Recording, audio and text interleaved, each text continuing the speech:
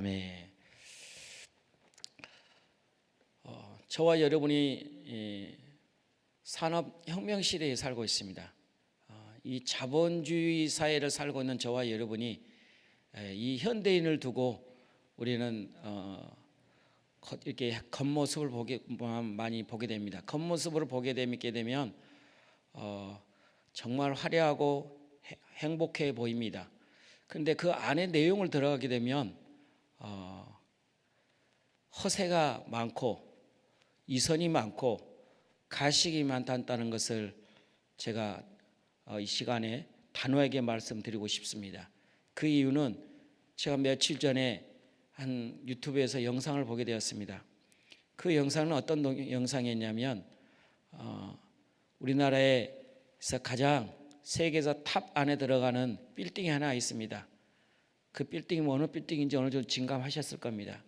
그 빌딩에 사는 소유자가 영상을 찍었는데 그 영상이 주차장에서부터 들어간 입구에서 시작해서 주차장에 들어가부터 찍은 내용들을 제가 보게 되었습니다.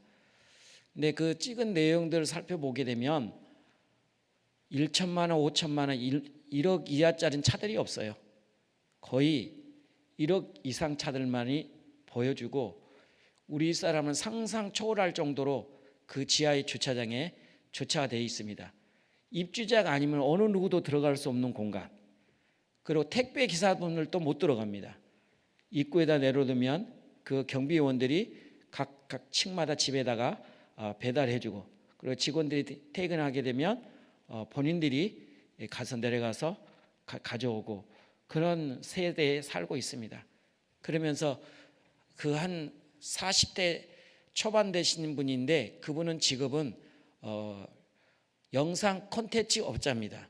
그렇게 수입이 얼마나 많은지 잘 모르겠지만 월 300만 원 합니다. 월세로 살고 있는데 다른 기본적으로 제일 싼 것이 300이래요. 500 이상씩 된 분은 허다하게 많고요.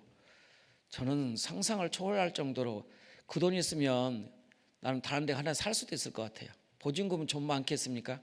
그러면서 자기들 희익낙낙거리며 즐거우며 그 영상을 찍고 있으면서 느끼는 게 바로 이것이 허세 아니고 이선이 아니고 가식이 아닐까요? 그래서 많은 사람들은 고급 주택, 고급 아파트, 내가 지금 영상에 말씀인 것처럼 마치 그 123층의 빌딩 안에 산다는 것이 되게 거대하게 뭐 포장한 것처럼 보여지는 것밖에 저는 보이지 않습니다. 그 안에 사는 것이 자기들에는 큰 로망이었다는 거예요. 그래서 월세이지만 월 300씩 나가고 있지만은 그래도 노망이기에 거기서 살고 있다라고 그분이 입으로 토해내면서 이런 허세와 이성과 가식들이 얼마나 많은지, 고급 주택에 고급 승용차에 또 고급 명품 옷에 명품 가방에 그뿐입니까? 이렇게 홀된 것만 겉으로만 뻗어지게 화려하게 보이지만 행복한 게 보인 것 같지만 많은 남들에게 기감이 되고 영광이 되는 것 같지만 그렇지 않다는 겁니다. 그들은 그걸로 끝나는 것은 끝나지만 우리 믿음의 그리스도인들은 그렇지 않습니다. 그래서 오늘 저는 본문을 잡은 것을 포로된 자에게 자유를, 포로된 자를 자유라는 제목으로 말씀을 같이 함께 오늘 본문을 중심으로 해서 함께 나가보려고 합니다. 이렇게 저와 여러분이 이러한 허세 속에서, 가식 속에, 이선 속에서 우리는 같이 살고 있습니다. 또 이런 자본주의에 사는 문화 가운데 주는 것이 또 뭐가 있을까요? 음식의 문화입니다. 요즘 사람들은 갑작스럽게 몇 년 사이에 예능 프로 가운데 음식 예능 프로인데 엄청난 많이 들었어요. 지상파 TV뿐만 아니라 케이블 TV에도 모든 게 들어보면 음식이요. 유튜브의 영상도 보시면 어느 하나같이 다 음식이요. 맛집을 찾아다가면서 찍으면서 그래서 수입을 올리는 사람들이 허다하게 많고요. 심지어는 시골 사람들도 먹방을 하면서 3대가 같이 음식을 먹으면서 찍어서 많은 사람들이 내가 볼 때는 돼지야. 제가 볼 때는 돼지요. 세상에 세 사람에서 20인분 라면 먹는 게 그게 돼지 아니고 뭡니까? 사람입니까? 그건 인간이 아니면 제 주관에서 봤을 때는 그래요. 20인분을 어떻게 먹습니까? 진짜 기가 막힐 정도입니다. 그런데 사람들은 그걸 보고 신앙 날 겁니다. 구독자 수는 계속 늘고, 그래서 그 구독자가 많으면 수입이 생기거든요. 아신 분은 아시겠지만 모르신 분들은 유튜브가 왜 요즘 대세인 줄 아세요? 유튜브는 자기 일 안 나가도 광고 수입으로 장난이 아닙니다. 그래서 이 유튜브의 영상은 잘못하면 우리 아이들의 교육을 다 망칩니다. 폭력적이고요, 자극적이고요, 이런 행동들이, 콘텐츠가 엄청나게 유튜브에 유포되고 있습니다.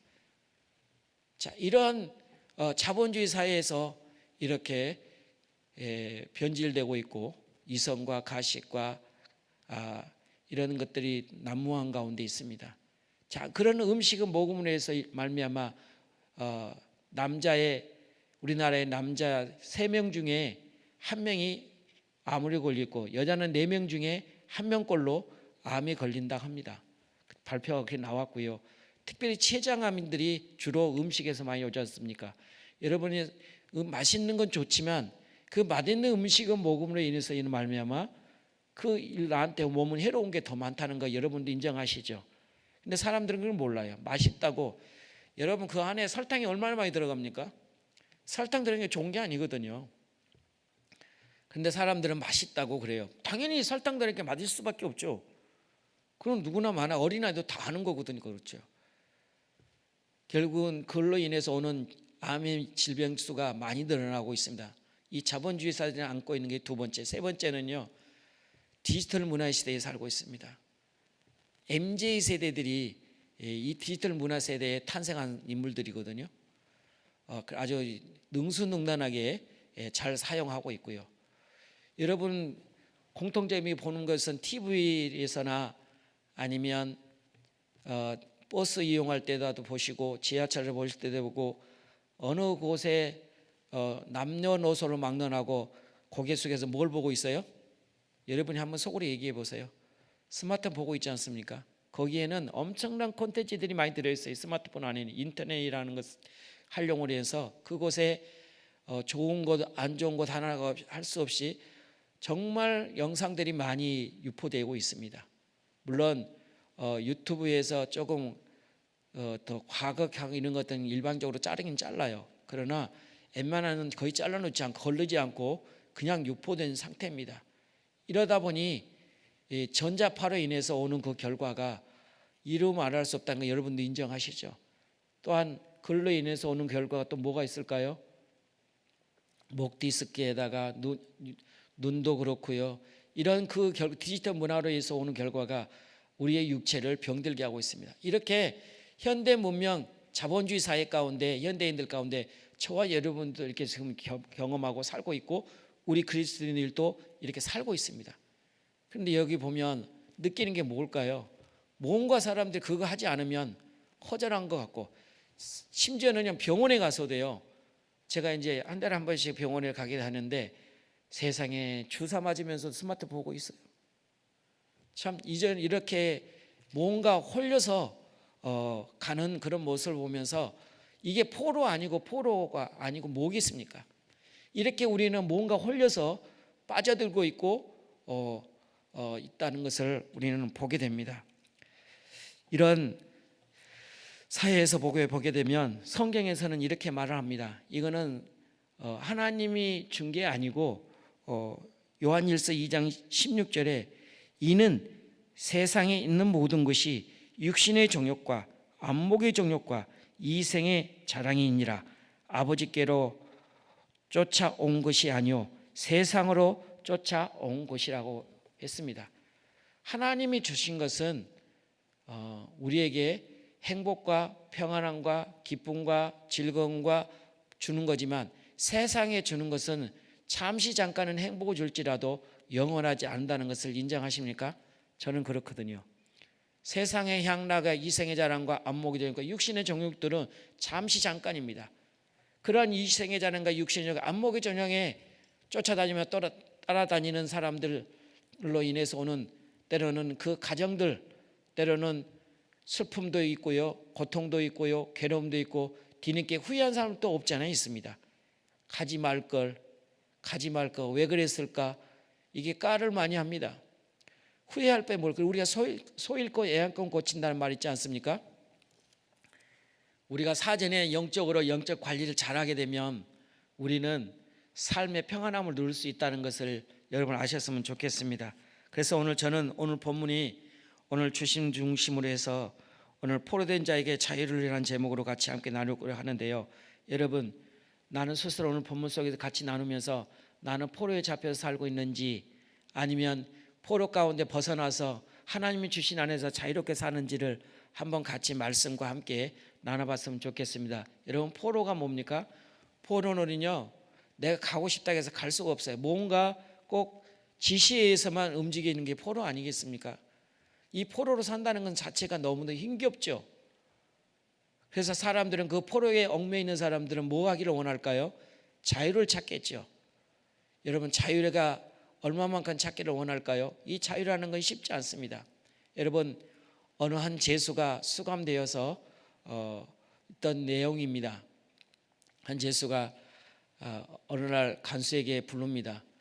제가 좀 장애 뇌출혈이 있어서 그러는데 뇌출혈 있는 것에 대해서 좀 치료 좀 받고 싶다 해서 요청을 합니다. 또 그래서 요청을 해줬습니다. 그 다음 날 조금 얼마 후에 또 자기 눈이 뭔가 들어있는 것 같은데 이걸 제거해 줘야겠다라고 하면서 다시 한 번 또 요청을 하게 합니다. 또 한 번 더 요청을 합니다. 장애 모든 그 신체성 가운데 맹장에 대한 수술을 요청했다고 합니다. 그런데 이렇게 건강한 상태인데도 불구하고 그 죄수는 하나같이 간수에게 찾아와서 요청하고 밖으로 보내달라고 하는 것을 이상히 여겨서 조사해 보니까 이거는 정말 여기 질병이 있어서 그게 아니었고 하나의 의식적으로 정말 필요해서가 아니라 정말 다른 뜻에서 의도적으로 했다는 것을 알게 됐습니다. 그래서 그 간수가 왜 그렇게 했냐라고 했더니 그 수감자가 이렇게 얘기했답니다. 이렇게 함으로써 나는 조금씩 밖으로 나가는 거랍니다라는 것을 얘기했다는 겁니다. 여러분, 사람들은 이렇게 착각하죠. 부분 이탈이 꼭 자유 있는 것처럼 조금이라도 나가고 싶어하는, 그래서 이러한 행동은 조금이나마 이 포로에서 자유를 누리고 싶어하는 그런 행동에서 나오는 행동이거든요.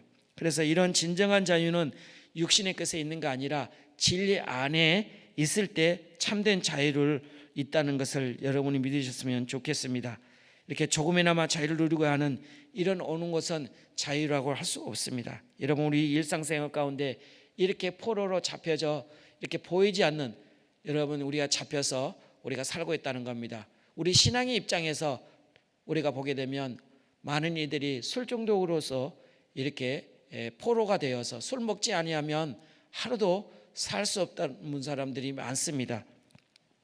또 어떤 사람들은 도박의 포로가 돼서 도박하지 않으면 하루도 못 견딜 만큼 도박을 해야 하는 중독성을 가지고 있는 사람도 있었습니다. 어떤 사람은 마약으로 포로가 되어 죽어간 사람도 있습니다. 어떤 사람은 음란 포로가 되어서 이렇게 살고 있는 사람도 있습니다. 어떤 사람은 물욕을 위해서 모든 세상의 모든 가치관이 돈과 명예를 위해서 사는 사람들로 포로가 되어서 살고 있습니다. 어떤 사람은 남의 것을 훔치고 남의 것을 훔치게 하는 살인까지 하면서까지 하는 그런 포로가 된 사람도 있습니다. 어떤 이는 집안에서 쇼핑 중독으로 해서 사는 사람도 있습니다. 어떤 사람은 게임 중독으로, 어떤 사람은 일 중독으로 이렇게 하나같이 포로가 되어서 살고 있는 것을 우리는 그리스도인들은 잘 알지요. 악한 공중 권사들의 잡은 자들이 조종하고 있다는 걸 우리는 알고 있습니다. 그러나 세상 사람들은 그걸 모르고 있죠. 이렇게 이런 포로에서 벗어나지 못하면 결국은 아름다운 죽음보다는 불행한 죽음도 이어질 수도 있고 슬픔의 죽음으로도 이어질 수 있다는 겁니다. 그래서 오늘 본문은 포로로부터 자유에 대한 약속의 말씀입니다. 이 말씀이 훗날에 예수님이 바리새인들과 함께 해당해서 말씀하신 내용이 이미 오늘 본문입니다. 그 내용이 누가복음 4장 18절에 이렇게 말씀하셨습니다. 주의 성령이 내게 임하셨으니 이는 가난한 자에게 복음을 전하게 하시려고 내게 기름 부으시고 나를 보내사 포로된 자에게 자유를, 눈먼 자에게 다시 보게 함을 전파하며 눌린 자에게 자유케 하고 라고 이 본문의 말씀을 이미 이사야를 통하여서 예언했던 말씀입니다. 여러분, 우리 예수님이 오신 목적이 뭘까요? 저와 여러분이 세상에 얽매여서 죽을 수밖에 없던 것들을 우리를 살려주시고자 오신 것을 믿으시기 바랍니다. 우리 주님께서는 친히 저와 여러분이 죄에서로부터, 악업으로부터 보호하여 주시고자 이 땅에 오셨다는 것입니다. 그래서 예수님께서는 상처를 감추지 말고, 내 상처에 있는 것을 없는 척 하지도 말고요, 내 상처를 치유해달라고 마음문을 열으셔야 합니다. 갇혀있는 감옥과 같은 마음의 상처를 스스로 풀어 안고 몸을 안고 있으면 치료가 불가능합니다. 슬퍼한 일이 있으면 주님께 기도라는 도구를 사용해서 하나님께 기도를 드리게 되면 슬픈 자에게 위로를 주시고 눈먼 자에게 눈 뜨는 역사가 주님 앞에서 경험할 수 있다는 것을 우리는 성경을 통해서 알게 됩니다. 그래서 마음의 고통으로부터 자유롭게 살고 싶으면 도움을 요청하셔야 합니다. 왜? 주님이 이렇게 말씀하십니다. 히브리서 4장 16절에 그러므로 우리가 국률하심을 받고 때를 따라 돕는 은혜를 얻기 위하여 은혜의 보좌 앞에 담대히 나갈 것이니라 라고 말씀하시 계십니다. 우리가 해결하고 싶으면 주님께 나와야 합니다. 주님께 나오지 않는 건 해결되지 않습니다. 세상에 그래서 주님 예수님께 그러시죠. 우리는 사람을 의지하지도 말고 어떤 권력도 의지하지도 말고 환경도 의지하지 말고 오직 하나님께만 의지하고 나가게 되면 우리는 포로된 자에서 자유를 얻을 수가 있습니다. 또한 영적인 눈먼 자에게도 영을 열릴 수 있다는 것을 우리는 알 수 있습니다. 그래서 오늘 본문은 여호와의 신이 내게 임하셨으니 먼저 이렇게 시작하고 있습니다. 가난한 자에게 아름다운 구원의 소식을 전하게 하려는 우리 주님의 참 뜻입니다. 그래서 가난한 자에게 고난과 포로의 고통을 주시겠다라고 오늘 본문 보시면 주 여호와의 신이 내게 임하셨으니 이는 내 여호와께서 내게 기름 부으시사 가난한 자에게 아름다운 소식을 전하게 하려 하심이라고 말씀합니다. 예수님께서 마태복음 11장 6절에 이렇게 하면 누구든지 나로 말미암아 실족하지 아니한 자는 복이 있도다. 아멘. 예수님을 통하여서 우리는 복을 받을 수 있다는 것입니다. 여러분, 가난한 자라는 것은 어떤 사람을 두고 얘기할까요? 우리 사람을 두고 얘기하는 겁니다.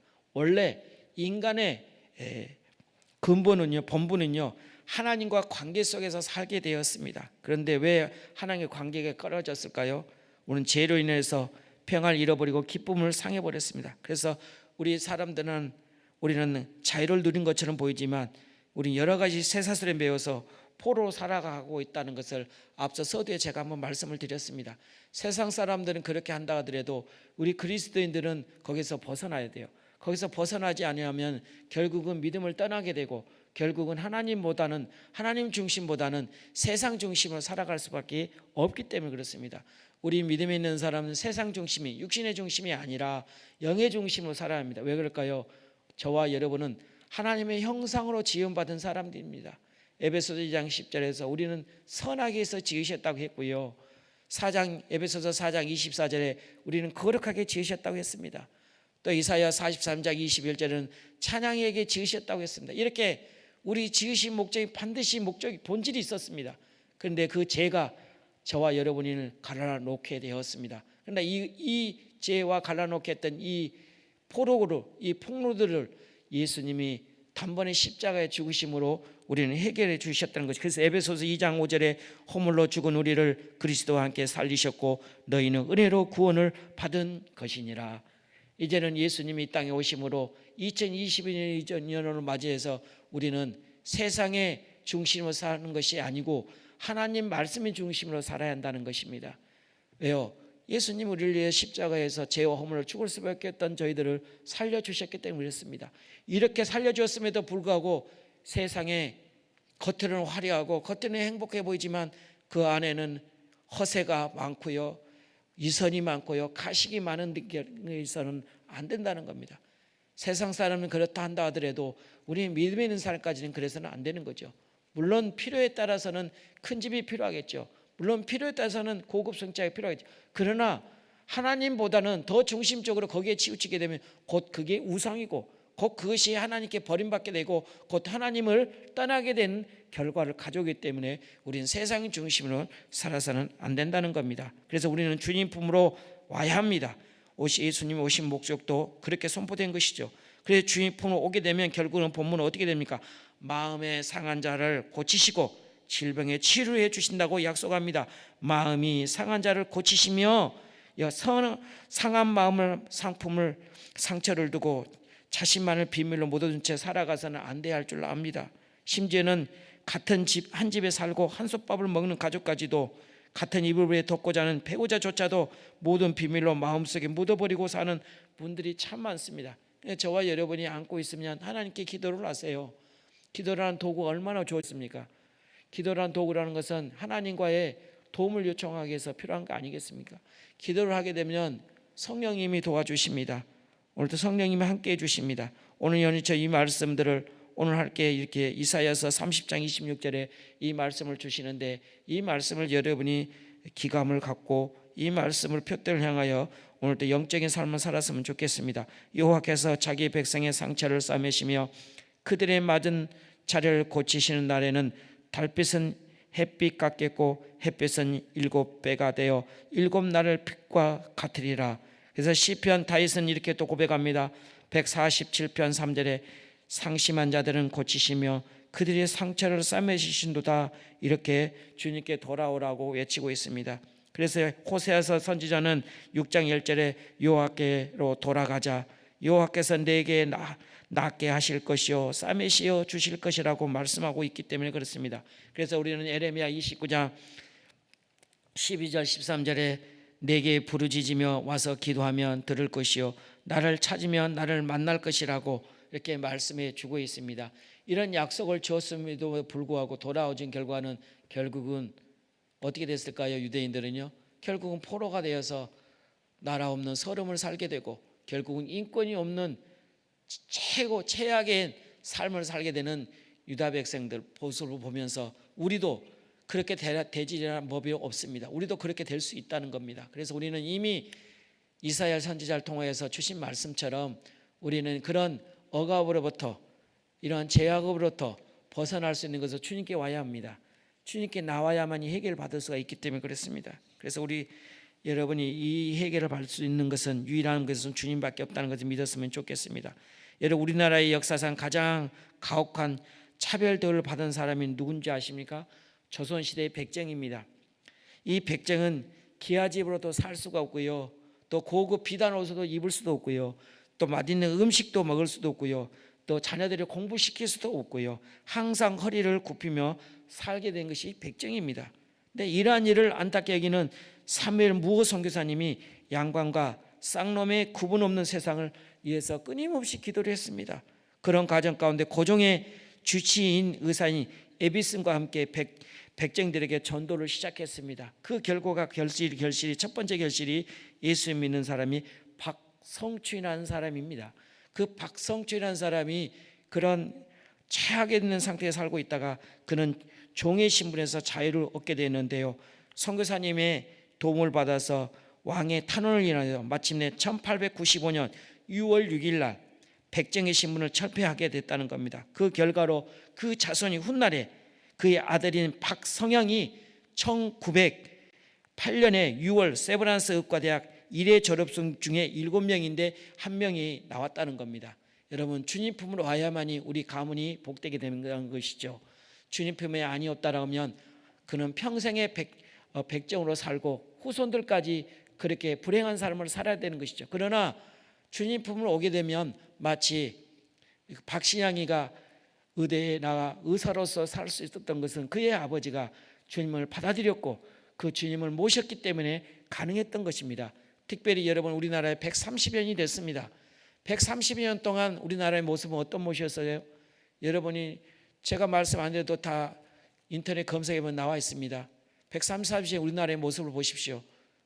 우리나라에는요, 아이고 그 거지 나라 정말 어떻게 살았는지도 참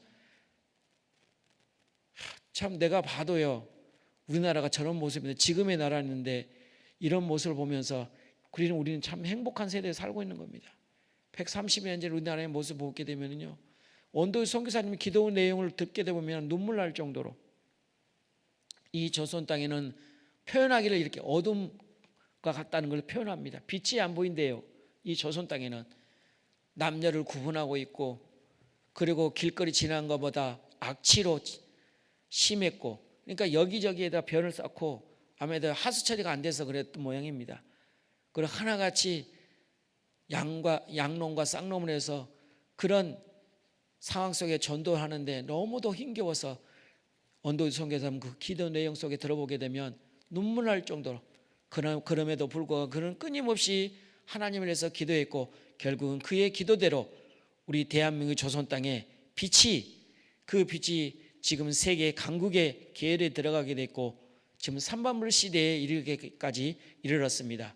오늘 저와 여러분이 저는 그렇게 생각합니다. 하나님 우리나라에 축복을 주셨기 때문에 이렇다고 저는 돼요. 그래서 경제가 발전했었고요, 문화가 발전했고요, 교육이 발전했고, 그래서 우리 선교사님들이 와서 가장 했던 게 뭐예요? 병원 세웠습니다. 학교 세웠습니다. 가장 먼저 그 다음에 교회를 세웠습니다.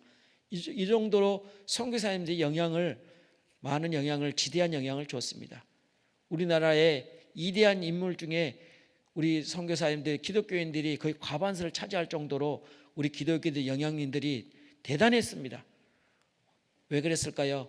예수님 부모로 받아들이게 되면 바로 그 결과가, 그 후손들의 박시양이가 그랬던 것처럼, 박성춘의 그 가정의 후손들이 그런 것처럼 저희들 되게 됩니다. 만약에 그러면 자유가 없는 삶을 되긴다면 어떻게 삶이 될까요? 한 조리 작가가 깊은 삶 속에서 앵무새 둥지를 발견하게 되었습니다. 그는 아름다운 노래를 부르는 앵무새끼를 세 장에 넣어 마당 한쪽의 나무에 매달아 놓았습니다. 그러면서 그는 이렇게 얘기합니다. 이제는 매일 아침에 앵무새의 아름다운 노래소리를 들으며 눈을 뜰 수 있겠구나 하고 조류학자는 너무도 기뻤습니다. 그런 어느 날인지 며칠 후에 어미 앵무새가 나타나서 그리고 매일 새끼에게 부지런히 먹이를 먹여준 걸 보면서 그는 조류학자는 어미 앵무새의 모정에 큰 감동을 받았답니다. 그런데 며칠 후에 세 장의 새끼 앵무새가 죽은 채로 발견한 걸 보게 됩니다. 근데 조류학자가 사인을 조사하다가 오싹한 소름이 끼칠 정도로 놀랬다고 합니다. 어미새가 준 먹이는 독이 있는 과일이었다는 겁니다. 자유를 잃은 새끼를 차마 눈을 뜨고 볼 수가 없었기에 독 있는 과일을 먹여 죽인 것이라는 것이, 이처럼 자유를 잃은 것은 모든 것을 잃는 것입니다. 새가 창공을 마음껏 다닐 때 참 자유를 얻는 것처럼 우리의 삶도 내 능력과 소지를 마음껏 펼쳐질 수 있을 때 비로소 참된 자유를 얻게 된다는 것이죠. 만약에 여러분이 아직도 주님을 받아들이지 않고 아직도 하나님 앞에 이렇게 방황하고 있다라고 한다면 안 되겠죠. 이미 우리는 예수 믿는 사람이라고 고백하고 교회에 나오고 있지만, 그러나 겉으로 보기에는 그렇게 보이지만 안쪽으로는 아직도 예수님을 믿지 못하고 아직도 하나님을 받아들이지 못하고 있는 분들을 간혹 한 번씩 저는 만나게 봅니다. 그러면서 구원의 확신이 있습니까? 라고 물어봅니다. 그러면 갸우뚱 이렇게 합니다. 여러분 스스로도 한번 여쭤보세요. 나는 구원의 확신이 있는지요? 구원의 확신이 있는 사람이라고 그러면 우리는 어떻게 살아야 하는지를 알아야죠. 구원의 확신이 있는데도 불구하고 여전히 세상의 향락의 방향을 향하여 가는 사람이 참 많습니다. 우리는 전혀 그런 방향에서 살아서는 안 되겠습니다. 여러분, 오늘 이렇게 사단의 포로가 된 자유를 주시는 아버지 하나님을 오늘 이렇게 말합니다. 포로된 자에게 자유를 얻긴 자에게 노임을 주신다라고 오늘 본문에서 사단을 포로해서 자유를 주신다고 합니다. 그래서 오늘 본문 이사야 61장 3절에 개역 한글에는 이렇게 표현하고 있습니다. 무릎 시온에서 슬퍼하는 자에게 화관을 주어 그 죄를 대신하며 희락의 기름으로 그 슬픔을 대신하며 찬송의 옷으로 그 근심을 대신하고 그들로 의의 나무 곧 여호와의 신이신 바 그 영광을 나타낼 자라 일컬음을 받게 하려 하심이냐라고 이렇게 말씀하고 있습니다. 이러한 자유를 얻을 수 있는 것은 하나님께 마음을 열어야만이 우리는 치료가 되고 해결할 수 있다는 것을 우리는 아셔야 합니다. 코카콜라 창업자인 아사 캔드라는 알코올 중독자였습니다. 그는 항상 술을 취해져 있었고 의지력이나 나약해서 잊지 있는 주위 사람들의 지인으로부터 몇 번이나 금지 선언했음에도 불구하고 그는 번번이 실패했습니다. 그러나 그는 어느 날, 그날도 당연히 술을 취해서 기가하던 그는 벼랑 같은 마음의 음성을 들었습니다. 그 마음의 음성을 자신의 본능적 요구를 거절한 사람이 성공한다라는 그의 음성을 들었습니다. 캐들러는 집에 돌아와 아내에게 이야기를 그 음성을 들은 것을 들었다는 겁니다. 그래서 아내는 바로 그 시간에 남편의 금주를 위해서 간절히 기도했다라고 남편에게 고백합니다. 이 부부는 서로 손잡고 눈물로 기도드렸습니다. 캐들러는 아내의 기도를 통해 영혼의 안식을 얻었습니다. 그리고 알코올의 유혹으로부터 완전히 해방되었습니다. 자신의 의지가 아니라 기도의 능력으로 슬픔을 끄는 것이라는 것이죠. 캐들러는 그때부터 수입의 10%를 철저하게 하나님께 헌금을 하나님께 드렸다 합니다. 코카콜라 창업 이후에 세계 200여국에 진출한 글로벌 기업으로 지금 100년의 역사를 하고 지금도 여전히 코카콜라는 많은 사람들이 애용한 중에 음료 중에 음료입니다. 그만큼 우리가 주님 품에 완전히 들어왔을 때, 완전히 하나님께 드렸을 때, 맞아지을 때, 모셔드렸을 때만이 우리는 가능했던 것입니다. 그래서 성공한 사람들이 인생의 전환점이 강인한 것들을, 결단력들을 보면 공통점을 두고 있습니다. 우리 신앙에는 우리 기도도 마찬가지입니다. 기도의 응답도 끊임없이 기도를 해야 합니다. 기도하는 것도 하고 있지만 그러나 주님이 응답해 주실 때까지 하는 것이죠. 성공한 사람의 공통점은 결단력입니다. 끝까지 결단력. 마치 캐들락 코카콜라 창업자가 그랬듯이 역시 그는 믿음의 결단에 알코올 중독에서 벗어날 수 있었던 거고, 이렇게 알코올에 포로가 되어 갇혀있던 그에게 벼락 같은 음성을 통해 강한 결단력을 주어 일어설 수 있게 해주신 분은 우리의 온갖 억압과 쇠사슬로부터 구원해 주시기 원하시는 성령님이었다라고 그는 이렇게 고백합니다. 이 고백이 사도 바울이 우리에게 같이 동기부여를 주고 있습니다. 로마서 8장 26절에 이와 같이 성령도 우리의 연약함을 도우시나니 우리는 마땅히 기도할 바를 알지 못하나 오직 성령이 말할 수 없는 탄식으로 우리를 친히 간구하시니라, 이렇게 말씀하고 있습니다. 여러분, 믿음을 가지고 기도하면 성령님께서 우리를 기도를 돕습니다. 하나님께서 우리의 연약함을 탄식하면서 눈물을 흘러가면서 우리를 기도해 주신다고 합니다.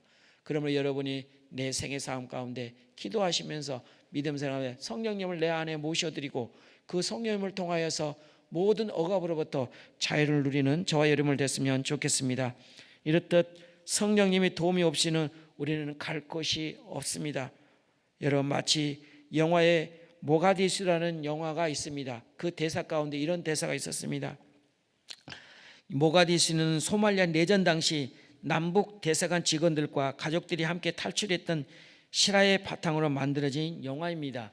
그 영화 가운데 북쪽 소말리아의 대사 님용수라는 사람이 호주노거든요. 그분이 직원들과 가족을 데리고 한국 대사관에 와서 자신들을 받아달라고 하면서 우리나라의 대사관 한 신성에게 달려가서 이렇게 말합니다.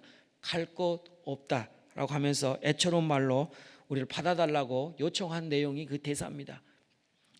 그러나 받아준 한국 대사도 영원한 피난처는 아닙니다. 우리는 이렇게 생활 삶 속에서 갈 것 없다고 하면서 할 수 없다고 하면서 어떤 이들은 포기해버리고 자살한 사람도 없지 않아 있습니다.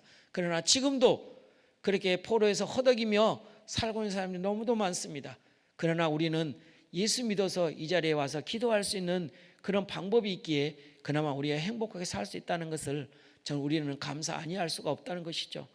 또한 저희 목사로서, 또한 여러분들은 권사로서, 장로로서, 집사로서 어떤 직분이 저는 잘 모르겠지만 하나님의 자녀로서 이 자리에 지금 앉아 있는 것입니다. 이 자체가 하나님의 축복이라고 저는 생각합니다.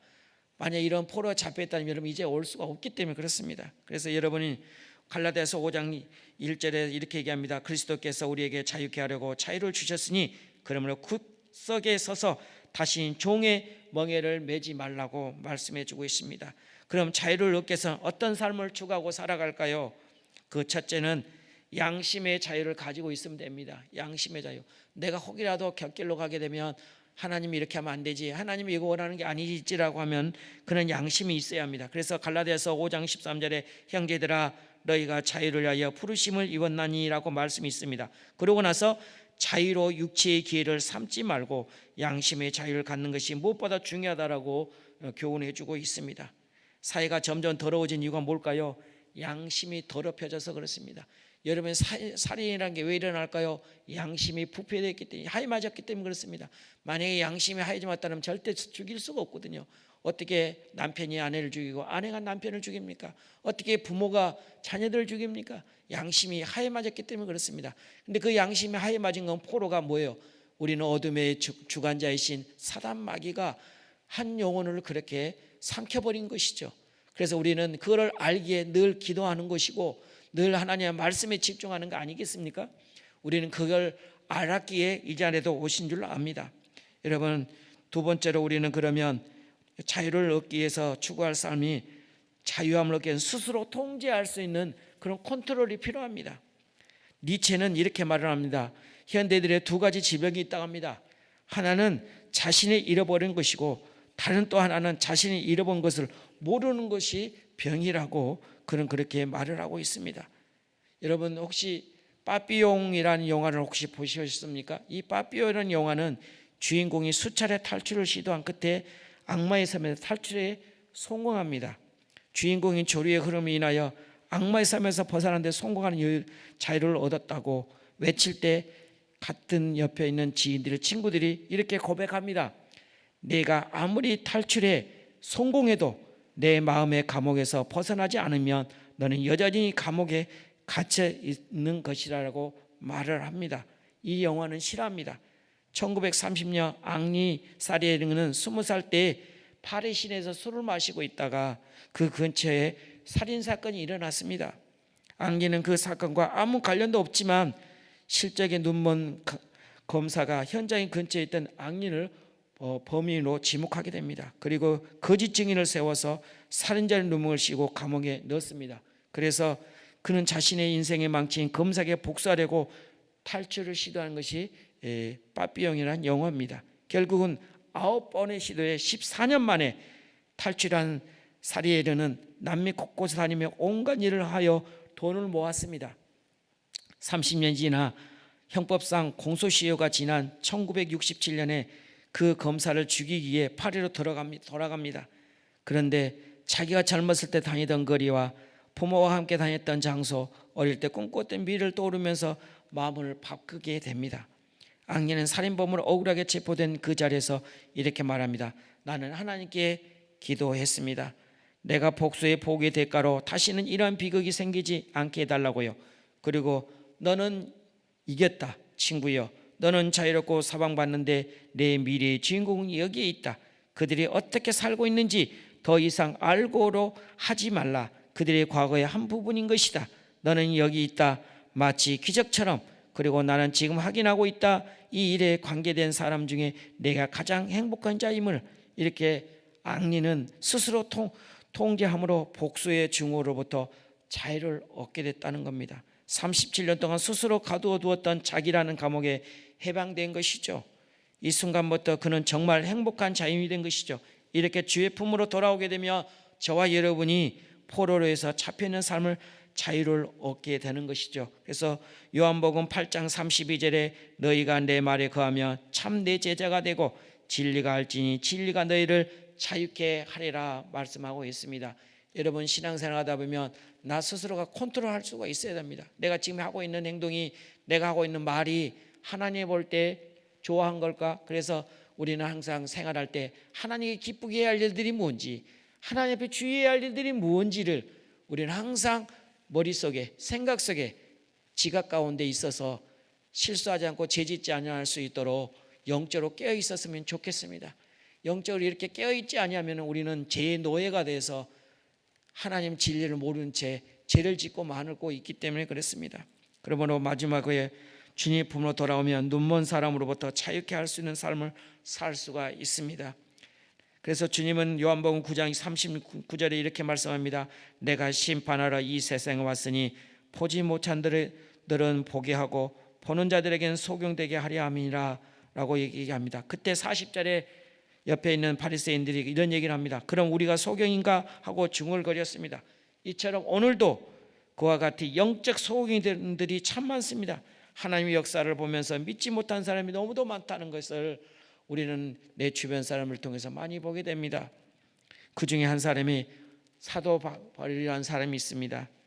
그 사도 바울이라는 청년은 율법의 지식에 해박했고 유대 교회에 열심히 가멜레 문화에서 학자를 통해서 배우고 어느 누구보다도 논쟁에서 지지 않을 수 있는 만큼 실력자였고 그런 가감한 자신감을 가지고 있던 사람입니다. 그런 행위도 완벽했고 자신의 의인에 충만한 젊은이였던 사울이었습니다.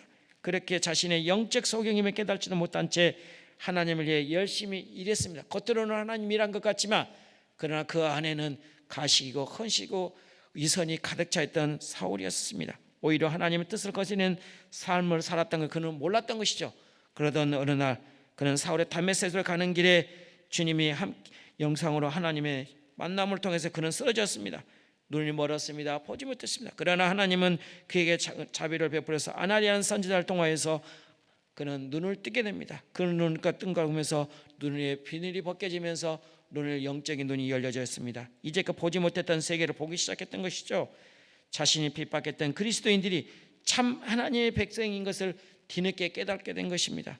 자신이 얼마나 어리석은 삶을 살았는지 바로 보게 됐던 것이죠. 눈이 열린 자 한 영혼의 소중함을 보게 된 사도 바울은 그래서 신약의 27권 가운데 반 이상을 쓸 정도로 하나님을 위해 헌신하다가 선교로자로 마감했던 사람입니다. 그는 눈은 떠 있었지만 그는 영적 소경이었습니다. 그는 열심히 했지만 그는 허세였고 이선이었고 가식이었습니다. 우리 신앙생활도 참 많습니다. 교회는 열심히 주일날 나가고 있습니다. 열심히 기도하고 있습니다. 열심히 성경도 읽고 말씀도 읽습니다. 그러나 정작 삶에는 거짓되고 이선적이고 가식적이고 행동적인 것을 우리는 나도 모르게 범죄하고 있다는 겁니다. 여러분 어떠신지요?